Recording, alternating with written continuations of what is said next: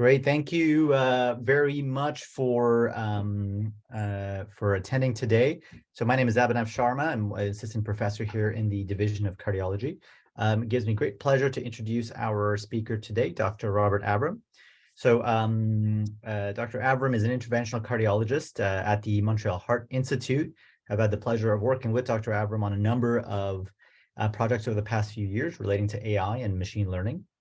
Dr. Avram completed his cardiovascular training here in Quebec, subsequently went to San Francisco for a 3-year fellowship in artificial intelligence, and then completing a interventional fellowship split between San Francisco and Ottawa.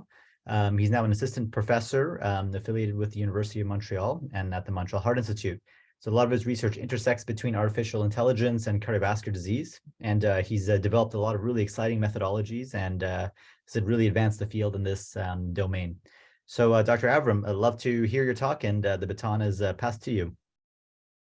Thank you so much, Dr. Sharma, for inviting me. It's a pleasure for me to be here and talk about artificial intelligence, which is a topic that I'm highly interested in. It's also a pleasure to present in front of this distinguished audience. So let's get started. So my presentation, those are my disclosures for the presentation today. I do have some investments into some AI startups, and I have a patent of a method that we'll present today. Otherwise, there's nothing related to this talk. So before we begin, why should you pay attention to artificial intelligence as a physician or a cardiologist? First, I want to start with one of my real life heroes. I know he's very controversial, but I do love him and he inspires me. So Elon Musk said that we should be excited about the future and striving to go beyond the horizon. And he was referring to colonizing Mars and conquering space. But I also think that artificial intelligence and basically fusion between machines and humans, or machines helping humans, will greatly advance the humanity as a whole. And I think artificial intelligence will play a huge role in automating some of our tasks, or really increasing our productivity to levels that we have not been able to even think of before. So I think that's really why you should pay attention to artificial intelligence. Now, maybe some of you are familiar with what is AI. It is a bit more complicated than this, but basically artificial intelligence is a tool to teach machines to learn from examples by automatically determining the relationship between features or variables of interest and outcomes without predetermined rules. And this is a stark departure from how we've been doing statistics, or how we've been exploring causality in medicine using conventional frequentist statistics. So if I give you an example that is known to many, which is diagnosing a ST segment elevation myocardial infarction from a 12-lead ECG. We learn as physicians that the presence of ST segment elevation at the J point, the highest this increase with mirror images correlates with the diagnosis of ST segment elevation. Now, an AI algorithm will look at hundreds or thousands of examples of ECGs that are either normal or not presence of a myocardial infarction, and also patients with STEMI, and we'll learn the features that are the most relevant to classify an ECG into presence of STEMI or not a STEMI. It's possible that the algorithm would look at the ST segment. It's also possible it will look at many other features present in the ECG. The bottom line is that you cannot give predetermined rules to an AI algorithm. It will figure them out by seeing lots of data, and data is really what matters for AI algorithms. Now, conventional statistics are also a tool that we use for decades in medicine to advance the field. And using conventional statistics, we can determine the influence of covariates on an outcome using a predefined relationship. So if I start again with the diagnosis of ST segment elevation myocardial infarction, you could define the height of the J point on the 12-lead ECG, and you could establish using a logistic regression, for example, the relationship between the height of the J point in 2 contiguous leads and the presence or absence of a STEMI.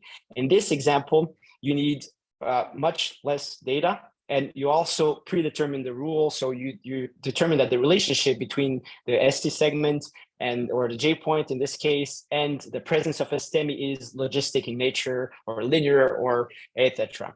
The other point is that conventional statistics do require a background knowledge of the disease. So there is a reason why the SSM is elevation in this condition. And we had to predetermine that this was the relevant part of the ECG. Whereas for AI, AI can look at many types of data and will actually figure out a way to modelize the outcome of interest. There is several types of applications of AI in medicine or cardiology, and I will go briefly over those here, and also I will present specific applications that I had a chance to work on or review in the literature. The first one, and probably the easiest to comprehend, is the automated medical test interpretation. So we spend hours of our job as physicians to read or interpret medical tests, but there's been a lot of work done, especially in computer vision, meaning the analysis of images or signals, to automate the interpretation of the test by an algorithm. So for example, there's been a lot of advances for automating the ECG interpretation using artificial intelligence algorithm. There's also been a lot of interest for AI to help democratize care. So for example, right now, if you want to get a transthoracic echocardiogram, you need to send a patient to a center where there's cardiologists or radiologists or internal medicine doctors that have the expertise to read those images. But there's been a lot of work done of having technicians get the images and having the algorithm, for example, reading those images to grant access to expert level interpretation in a primary care setting or in a remote community setting where a specialist might not be available. There's also been a lot of interest or hype in AI to create novel data points using pre-existing data. So we don't normally use as physicians 12-lead ECGs to predict the ejection fraction, but there's been AI algorithms that are actually really powerful and have high accuracy in determining the left ventricular ejection fraction or the age or the gender of the patient that had the ECG done. Perhaps one of the most useful applications of AI is clustering. And clustering basically involves determining subgroups that have similar phenotypes or similar characteristics within the subgroup, but that are different from other subgroups and that have a heterogeneity in the treatment or the outcome. And you can also perform feature selection, which basically means prioritizing among hundreds or thousands of variables, the ones that are most likely associated with the outcome of interest. This was used heavily in genetic studies that can basically establish the relationship between gene of interest or a protein and an outcome, for example, cardiovascular disease. And finally, perhaps one of the most mind-boggling applications of AI, and the one that has seen the greatest improvement or maybe a revolution in the past 3 to 6 months, has been data generation. So there's been an explosion of applications outside of medicine and in medicine where AI can actually generate data, completely computer generated, that looks like the real data that is human generated. And there's been work done on synthesizing ECGs, medical images, and notes, and I will share those with you in the next couple of minutes. In order to translate AI into clinical practice, there has to be a development process in place, and this is our roadmap for how AI will be integrated in medicine. I think all the AI tools that we'll present today have to undergo those different steps. The first step is digital data generation. So in the last decade, thanks to electronic medical records and also digitalization of notes, labs, images, or reports, there's been an explosion of digital data available to train and validate the algorithms. Once you extract the digital data, you must train an algorithm, and training an algorithm means that the brain of the algorithm or the neurons, they're going to learn the relationship between your data and the outcome in a process called training, which can take hours, days, or weeks or months, depending on the complexity and the size of the data set. All algorithms today have millions or billions of neurons and can actually memorize hundreds of thousands of examples. So it's not enough to have an algorithm that has been trained in-house, that has high performance. You must demonstrate that the algorithm actually works on data that it has never seen before, ideally outside of your hospital.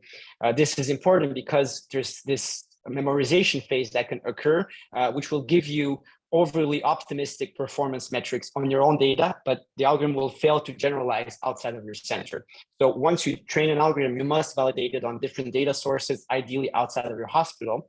And then once you have an algorithm that is valid and trained, you must figure out a path to integrate into clinical practice, either via software or an application or the electronic medical record, and ideally conduct a randomized controlled trial comparing the algorithm versus optical medical care and demonstrating a positive impact on the outcome of interest.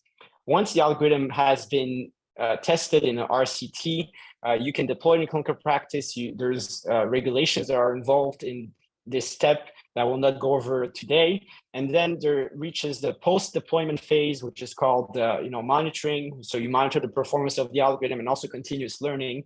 So for example, the data can drift or the data can evolve over time. So if you have an algorithm that can read chest x-rays prior to the pandemic, you will never come up with a diagnosis of COVID based on a chest X-ray prior to COVID, if an algorithm was trained before that. So in this example, because of COVID, a lot of the disease phenotypes could actually be modified by it or change altogether. So you must update the algorithm using continuous learning, and you also must monitor the performance in the presence of novel data sources, novel conditions, or new ways to record the data. Next, I will share with you some examples of AI application in cardiology. Those are projects I've been directly involved in or indirectly involved in, and I think can give you a brief overview of how AI can enable machines to assist physicians. So the first project is called CapAI, a fully automated interpretation of coronary angiograms using neural networks, which is a fancy word for AI or machine learning. So as you're aware, coronary angiography is the gold standard for diagnosing and treating coronary artery disease. And we, as interventional cardiologists, use visual assessment, meaning that we looked at the percentage of the narrowing based on what our eye sees, and in order to determine the severity and extent of the coronary artery disease. As you're aware, there's a lot of measurement variability, intra and inter-observer, and we already have tools available, such as physiological assessments or imaging in the coronaries or quantitative coronary angiography to standardize this measurement. But in 2023, the majority of coronary angiograms and the majority of patients, for example, referred to surgery are based on a visual assessment of this exam, despite the availability of the other tools. So we looked at a method to standardize the interpretation of coronary angiograms to reduce this variability. To do so, we took almost 11,000 patients from San Francisco to train and validate our algorithm internally. And we also performed external validation in the Ottawa Heart Institute cohort, where we took 464 consecutive patients that underwent coronary angiography. We built 4 algorithms where basically the data flows from algorithm 1 to 2, 3, and so on to generate all the data fields required to automatically interpret the coronary angiography. Algorithm 1 was able to tell you the projection or the angle that the C-arm was using to acquire the images. Algorithm 2 was able to tell you the anatomic structure present in the video. As you're aware, during coronary angiography, we can actually take angiograms of femoral arteries or radial arteries or the aorta. So there's a lot of different structures in the coronary arteries that have videos available in the data set. So we had to actually restrict the data set to left or right coronary angiographies. Algorithm 3 required us to segment the vessel into different artery segments and also localize the stenosis. And algorithm 4 predicted a percentage stenosis. And we used the percentage stenosis based on the angiogram report as gold standard in this case, just to train our algorithm. The performance, so you can see it in blue for San Francisco and in red for Ottawa, but we had high sensitivity and specificity in F1 score greater than 95 for positive predictive value as well for identifying the structure of interest. We're able to identify 93% of stenosis in the internal data set and also 85% of stenosis in the Ottawa data set. And we had a moderate to high discriminative capability to separate a stenosis into severe greater than 70% and non-severe under 70%.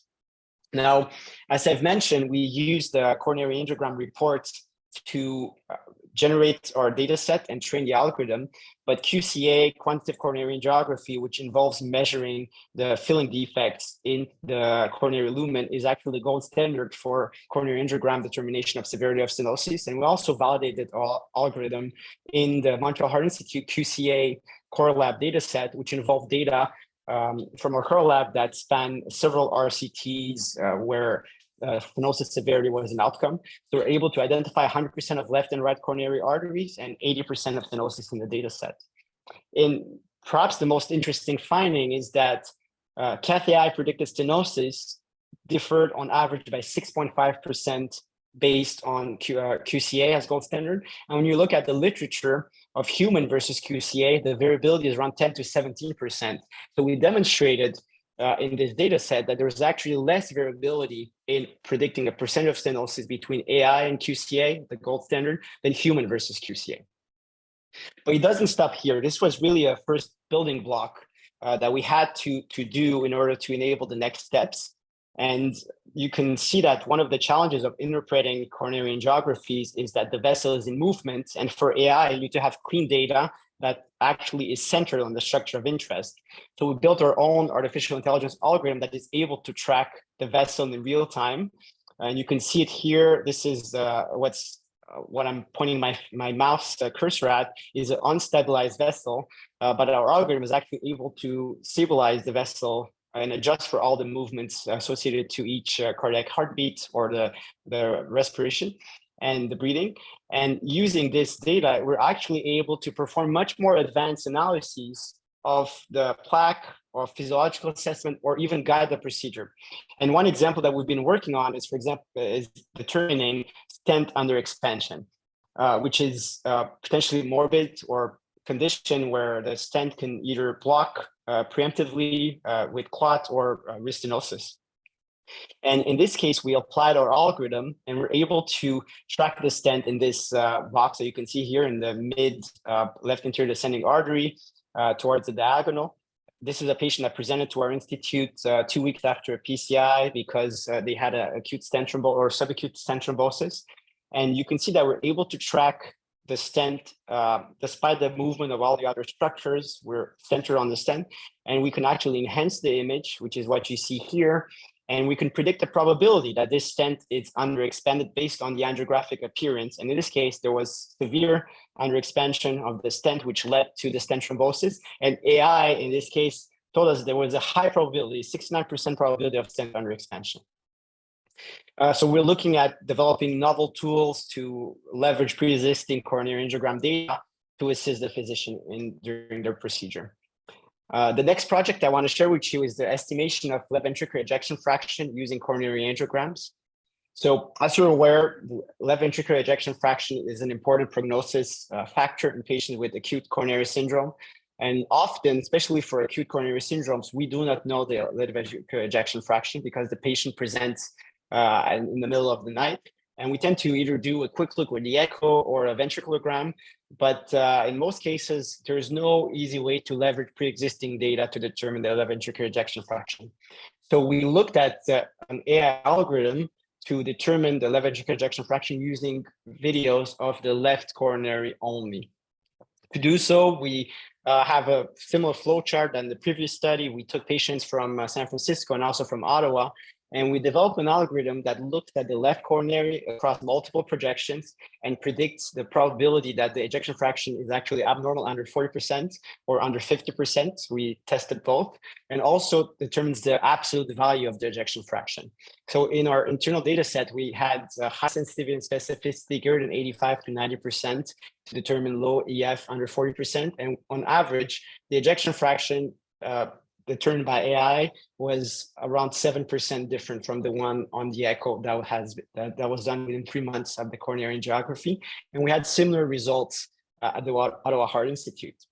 You can see here the scatter plots, the human calculated fraction on the diagram in the predicted ejection fraction. We had moderate correlation between both measures, and we did have some underestimation of ejection fraction at the high values and overestimation at the low values, but overall we had moderate to high correlation. And most importantly, we're able to determine the ejection fraction with a low error rate of 7%, 7.6% in patients with acute coronary syndrome.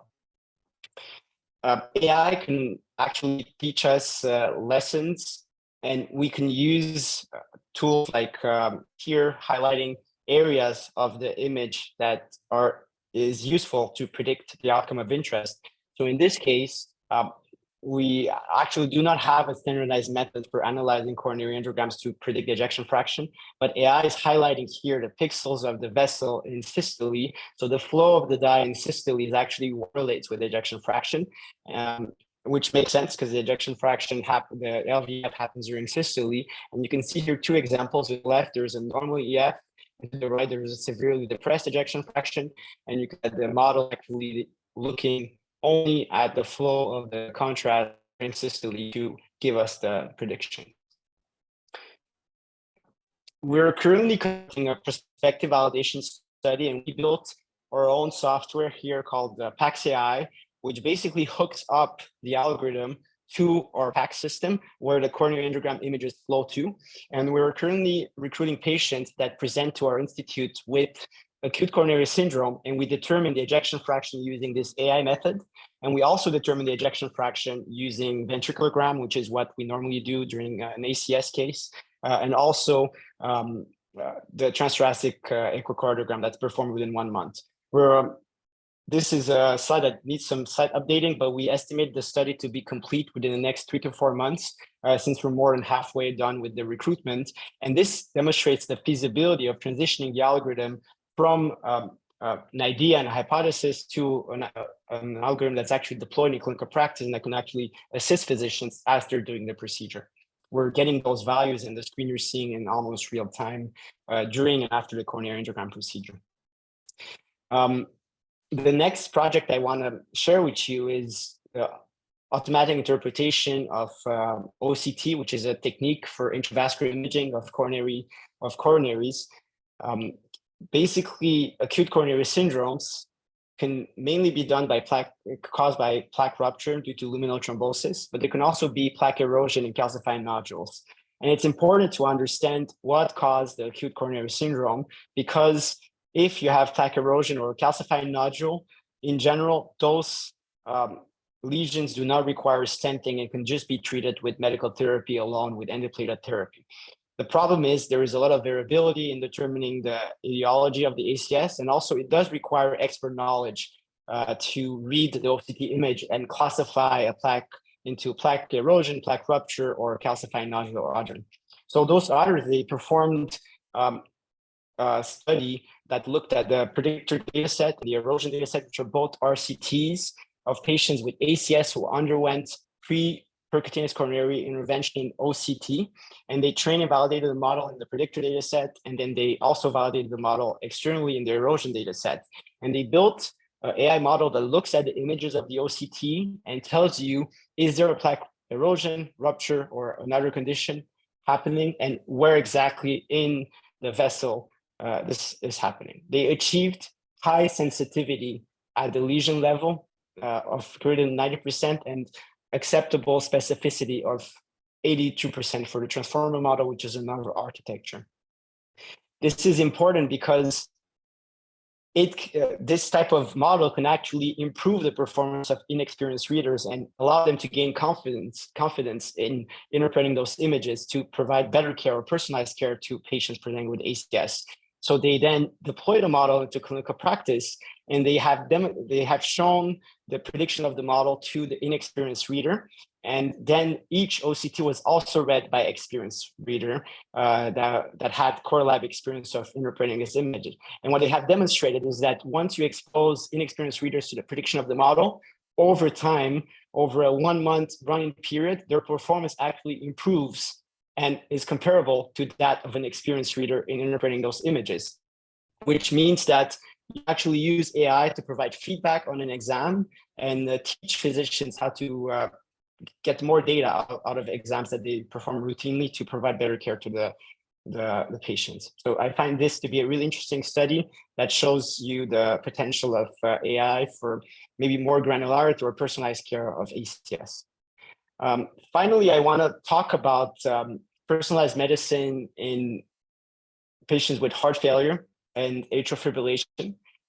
As you're aware, beta blockers are the cornerstone of therapy in patients with heart failure, but has not been data demonstrating a mortality benefit in patients with heart failure and presence of atrial fibrillation at baseline with beta blockers. there's been multiple studies that looked at the subset of patients with AFib, but we never identified a subgroup of patients that could benefit or have reduced mortality with beta blockers if AFib was present. So those authors, this is a paper that was published 2 years ago.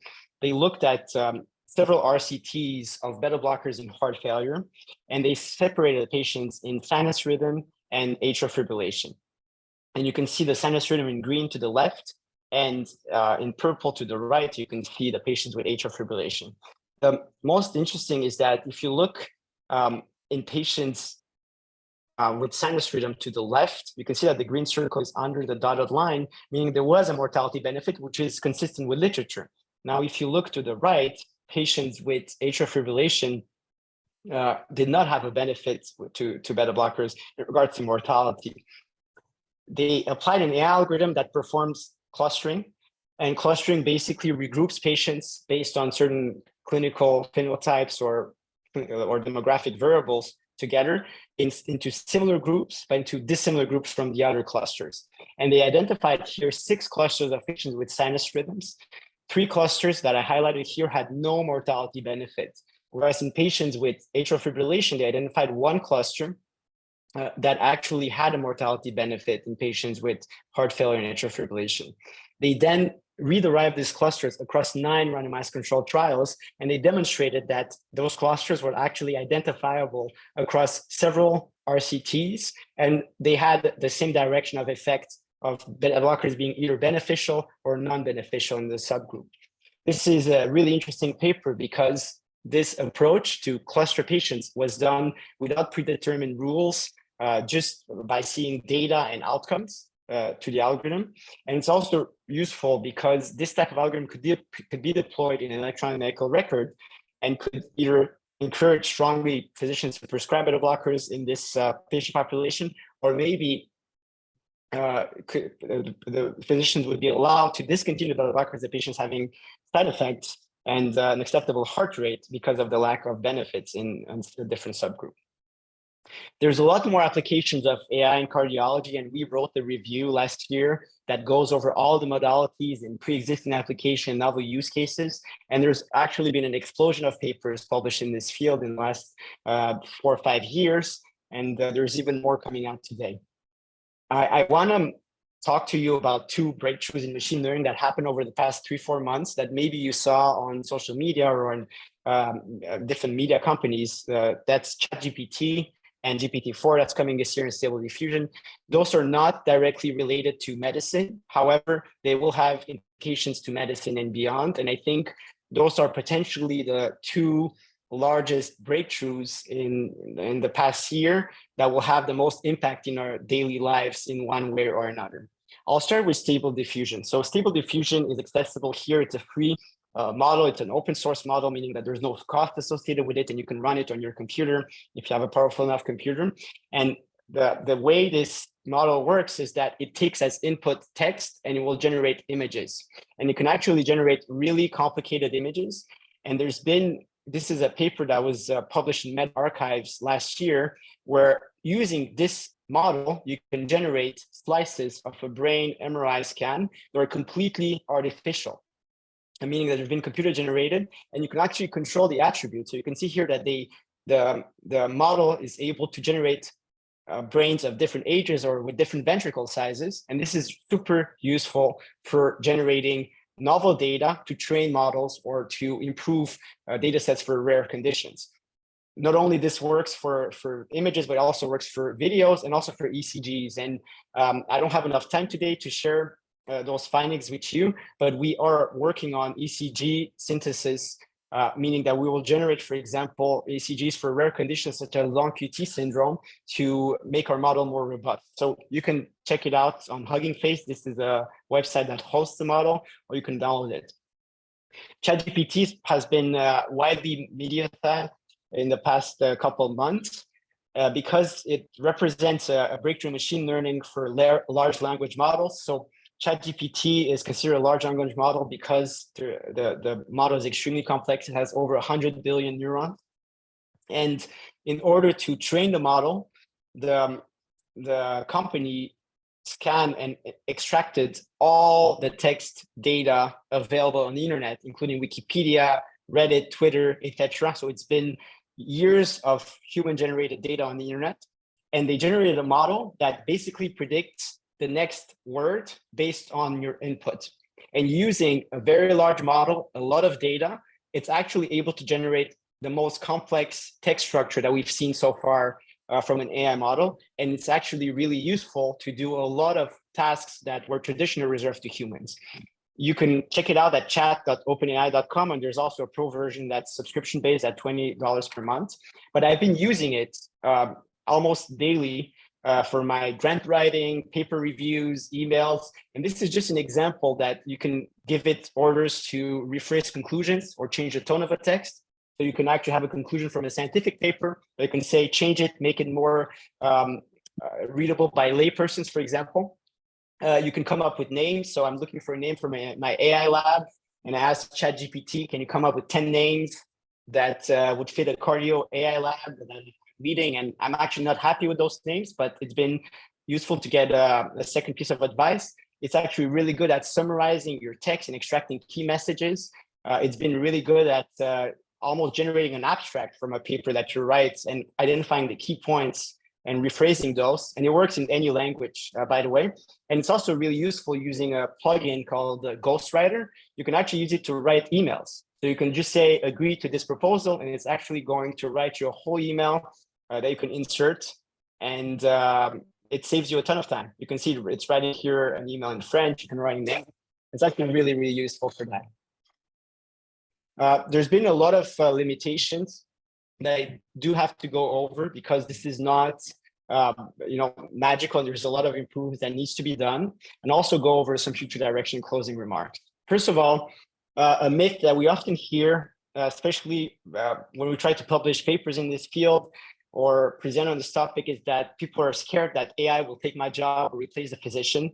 And at least in medicine, I think that medicine is ultimately a human enterprise. It does require human empathy, communication skills that a machine is not good at. So I don't think AI will replace a physician. The other thing is there's a concept that AI is smart or sentient, and this is not true.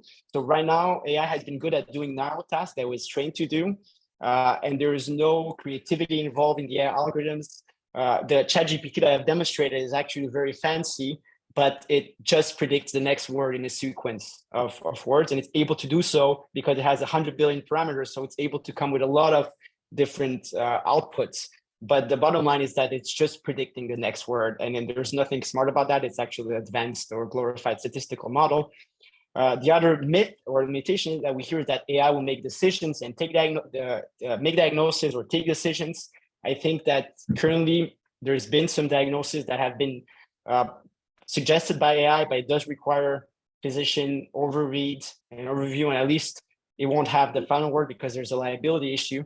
And we often hear that AI is a black box and that you cannot, it's a complete black box, but there's been a lot of advancements done at the moment to achieve interpretability with the AI algorithms. And I've tried to demonstrate that with the CATIF project, where you can at least highlight parts of the image that are used in the prediction. You might not know how those predictions are made, but at least you can weight the predictions in a certain way. And there's a lot more work done on interpretability because this is a key feature that will enhance the use of AI in our day-to-day life.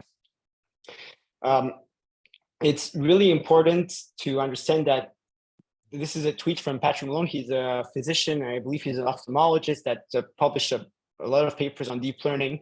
But he says that we currently are evolving from traditional or conventional statistics to machine learning based models where predictive accuracy is the most important metric over explainability.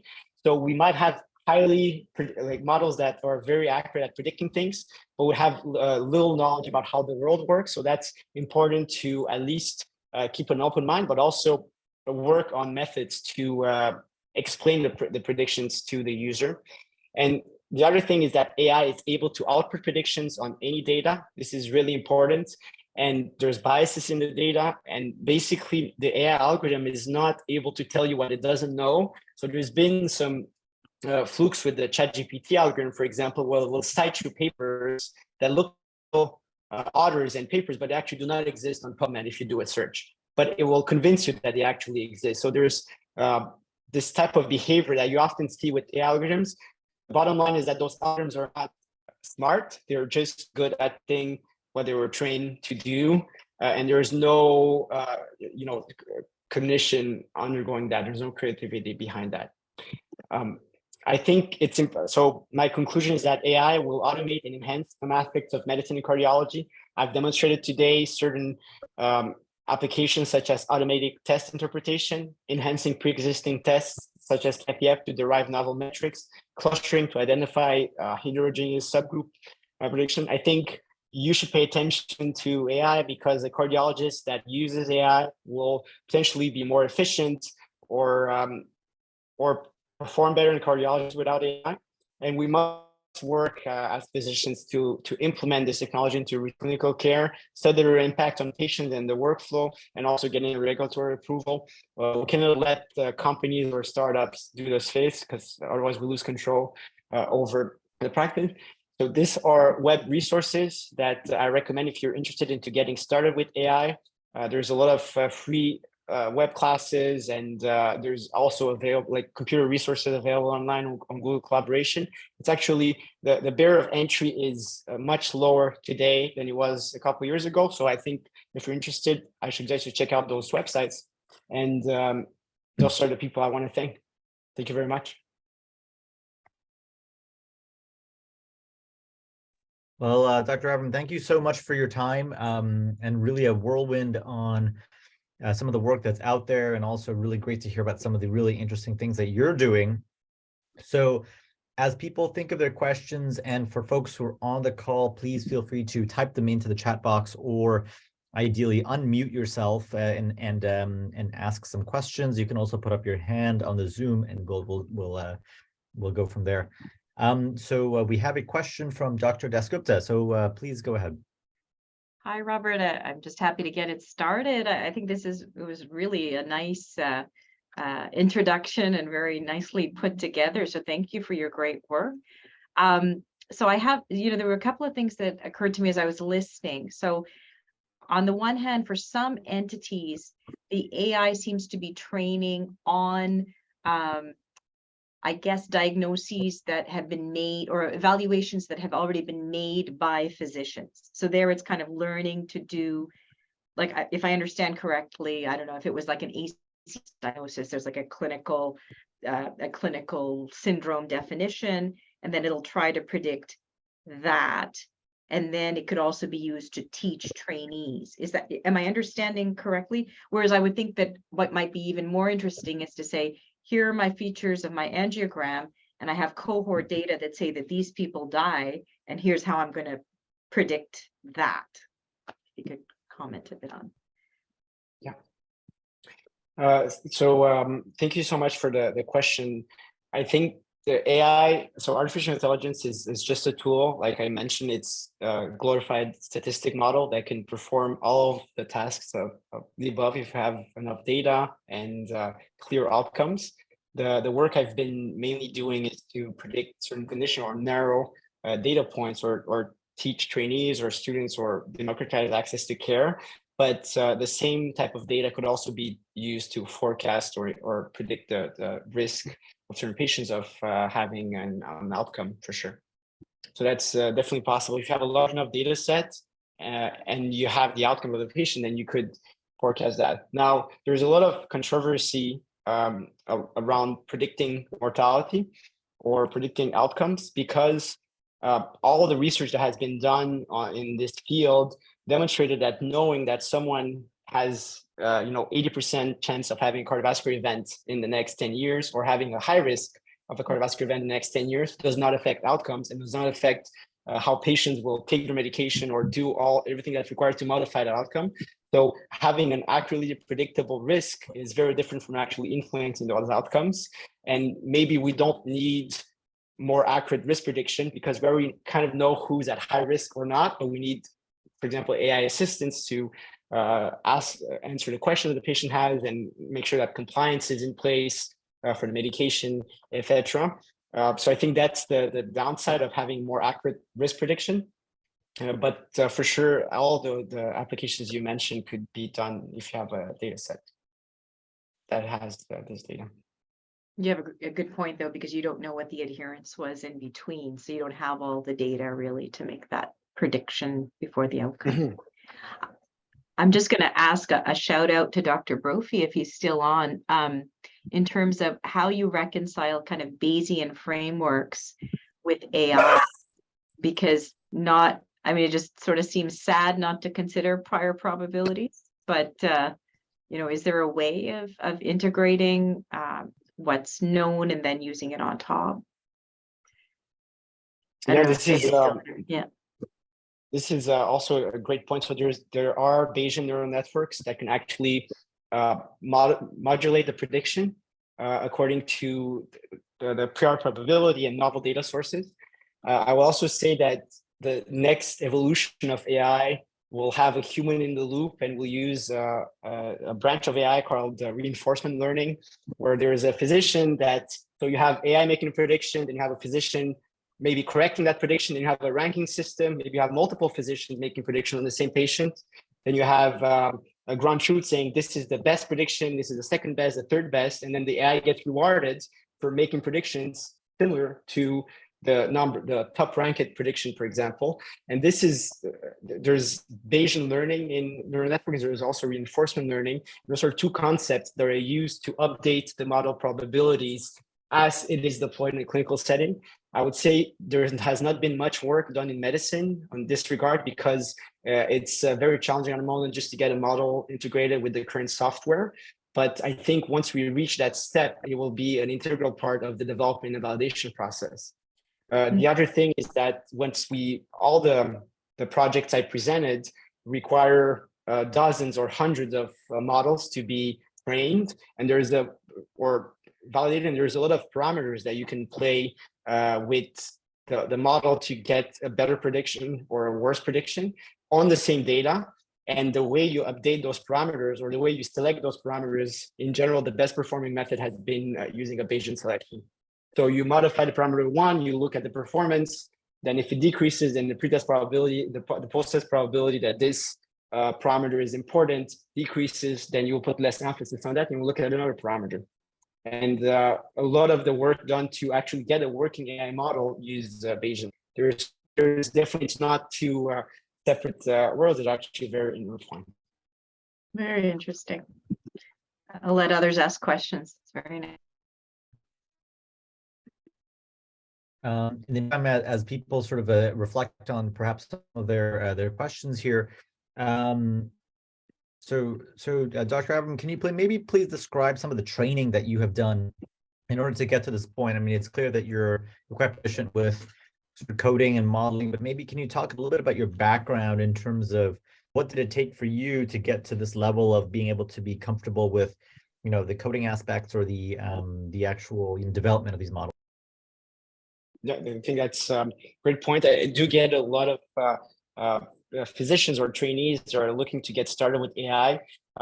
From the bottom line is you need to, it's this bullet point right here, but you need to have some basic understanding of computer programming, at least the structure of how it works, and also some linear algebra, because all the AI models are basically matrices and multiplication. So you need to know how linear algebra works. Otherwise, it will be impossible to figure out your code or what it's producing. And there's a lot of resources on deeplearning.ai. You can take online classes to basically learn how to start with data and train an algorithm to predict some discrete outcomes. I personally always liked computer science and programming ever since I was young. So I had some background in programming. And then in San Francisco, there was a huge interest around AI applied to different areas of the economy and in healthcare. So I took deep learning.ai class, and I also took computer science classes at Stanford in Python to learn how to develop those models. And then once you have a basic understanding of what is required and you can run those exercises, it's actually time to practice on a large enough data set. And you don't necessarily have to innovate. You just have to extract the data, models, and get feedback from your data and how the models are performing, just so you understand all the process. Can I ask another question since Yep, please go ahead. I just want to make sure I understood this correctly because this fascinated me. So if I understood correctly, you were talking about beta blockers and heart failure. And in fact, are you suggesting all the outcomes with AFib and certain characteristics? Did I understand that correctly? That the analysis suggested that? Sorry, can you repeat your question? I think there was a bit of a lag. Yeah, I was just trying to make sure I understood properly that analysis that you showed in Lancet and that both of you, and it was very nice, had written an editorial about. Am I understanding correctly that what is being suggested is that the good impact on outcomes of beta blockers in a low ejection fraction heart failure, or I don't know what they were looking at, is driven largely by a subpopulation with AFib with particular characteristics? Is that what I'm hearing? Because that's fascinating if that's the case. Yeah, no, so they split the data of several randomized controlled trials into two subgroups based on the underlying rhythm at baseline, either sinus or atrial fibrillation. Their objective was to determine in a semi-automated fashion a cluster of patients with heart failure and AFib that would benefit from beta blockers, because previous data did not demonstrate benefits of beta blockers for mortality in patients with reduced ejection fraction, heart failure, and atrial fibrillation. So they applied this technique called clustering, and clustering basically looks at all the data points and groups patients together, and there's a way to come up with the optimal number of clusters, and they re-derived the cluster across 9 RCTs, demonstrating that it was not just biases in your data that you could find in one RCT that would lead to the signal in this cluster, but actually they were able to derive the same, the algorithm was deriving the same clusters across all RCTs, and the same cluster of younger patients with higher rates of previous myocardial infarction and AFib, and a lower ejection fraction had the most benefits from beta blockers in patients with AFib. And all the other clusters actually did not have benefits of beta blockers with AFib. What was interesting here is that they were able to identify this cluster in a completely agnostic fashion. So it did not tell it that this variable, like what each variable means or anything. It was just able, just by looking at data across different data sets, it was able to identify this cluster independently. And what characterized that cluster? Because I mean, I guess that would be, I guess that's the mechanistic question that, you know, as physicians will always ask. So what was different about that cluster? So what they found in that cluster is that the patients were younger than the other patients with AFib and heart failure, and they had a higher rate of myocardial infarction. And I believe their ejection fraction was also more severely reduced than the other clusters of patients with heart failure and atrial fibrillation. However, this is basically just associative. So, you know, what makes that cluster behave differently is up for grabs. Thank you. Yeah, and that's one of the major limitations, that you identify clusters or you have high predictive power, but you do not understand where the signal comes from on a biological or mechanistic fashion. This is the tweet I posted here. And as physicians, do we allow ourselves to are we okay for not knowing, you know, what drives the signal if there's a mortality benefit, for example, and we know that it works in a subgroup, and maybe that requires further research? You know, it's a philosophical or ethical question. But I think you can close the loop, right? Because then you could go back and characterize that group and try to understand, and, you know, both look at their other characteristics, their genetics, what have you, and kind of close, like they do in, you know, these GWAS studies and trying to understand the proteins. Yeah. I think that's the next step for those type of clustering analysis. Again, what is interesting is if you have 9 RCTs and that cluster shows up every single time, no matter how you shuffle the data, then there's probably a biological or genetic, or there has to be an explanation. If you only have, the clustering analysis is usually very weak if you only have one data set, because each data set is biased in one way or another. And then the only thing the cluster will do is highlight the biases in your data. And without having any underlying causality or explanation, there's a bias in this data that you do not see in the other data sets. However, if you have RCT data and it's worldwide. Everyone contribute patients to those RCTs, and the cluster shows up multiple times, and it's much more robust. Yeah. But certainly it does bring up a lot of philosophical questions of how much would we trust, let's say, a risk model when we don't understand all the components of the risk model or why those components are in there. For example, I was recently reviewing an article that looked at a very large database for heart failure risk prediction, and dermatologic conditions came up as a really big predictor, and so it's like, well, how did that show up there, right? You can post hoc always make some sort of hand-waving explanation about why it's associated or not associated, but then do you just sort of close your eyes and trust it, or do you have to sort of demand some sort of explanation? But recognizing that very often, I would argue that most of our explanations are wrong or incorrect or get revised over the years. And so despite our greatest of intentions in terms of risk prediction, we are often quite incorrect also.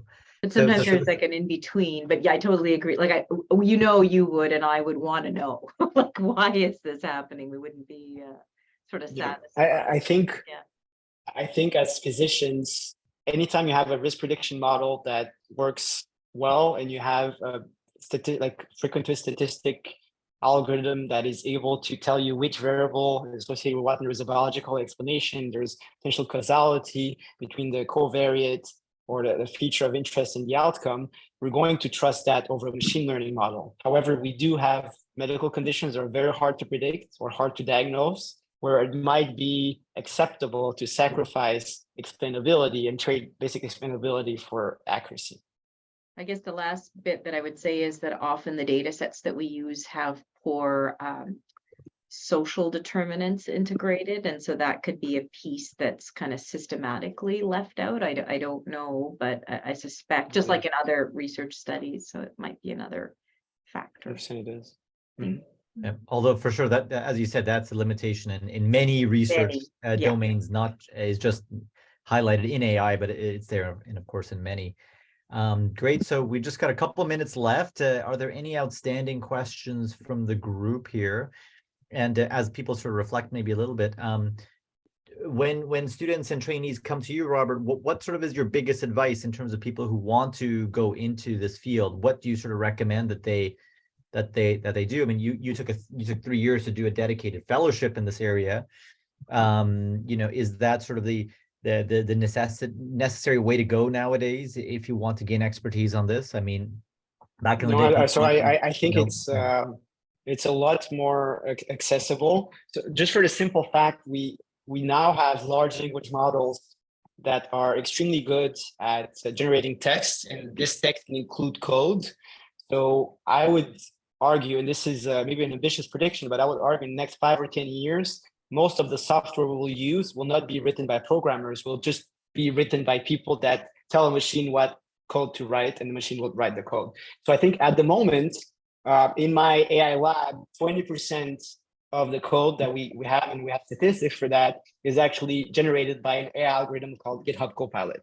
So we just tell it in free text, take the ECGs and extract the age, sex, gender, and also transform this data field because it's written in a weird fashion, and it will actually write the function. And it actually understands what you're giving it to. So 20% of our code, 1 line out of 5, is actually computer generated. And I think this will only increase over time. It's not perfect, but it was 0%, 2-3 years ago. It was actually not possible to do that. So I think the barrier to entry is lower, and there's also a lot more web resources and collaboration like platforms like Google Colab, where you can see code and you can see how it runs, and you can actually interact with the code. You can ask, for example, ChatGPT questions like, what does this code do? Like, explain me this line of code. So you can actually have like an assistant that's computer generated with you at all steps of the process, which was not possible a couple of years ago. At the moment, my students are either of medical background or they have an engineering background. So I would say each require different skills and also different knowledge base. The engineering students, they do not necessarily know the problems or what tackling medicine or what the coronary angiogram is, whereas the medical students, they might not know AI. But I suggested that my students do the deep learning.ai, and it's actually an AI for medicine class that's a couple of weeks long, and that walks through all the steps and goes through some basic programming. I think that's really accessible. And I tend to pair the medical students with the engineering students so they can both help each other navigate the problem.